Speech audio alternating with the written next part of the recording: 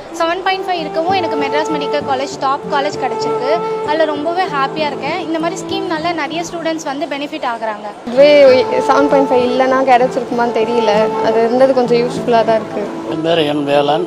Private பஸ்ஸில் டிரைவராக இருக்கிறேன். நானும் தான் டிரைவர் ஆகிட்டேன். ஒரு டாக்டர் ஆகணும் அப்படின்னு ஆசைப்பட்டேன். தமிழ்நாட்டில் 7.5% இடஒதுக்கீட்டில் மாநில அளவில் முதலிடம் பிடிச்சிருக்கேன். நான் கவுன்சிலிங் முடிவில் நான் வந்து எம்எம்சி காலேஜை வந்து சூஸ் பண்ணியிருக்கேன். எனக்கு இது ரொம்ப ஹாப்பியாக இருக்குது. இப்போ 7.5 எனக்கு இல்லை அப்படின்னா நான் 92.5ல வேறு ஏதோ ஒரு காலேஜ் வந்து எடுத்துருக்கேன். இப்போ 7.5 ஸ்கீமில் இருக்கனால எனக்கு பிடிச்ச காலேஜ் வந்து எடுத்துக்கிறேன்.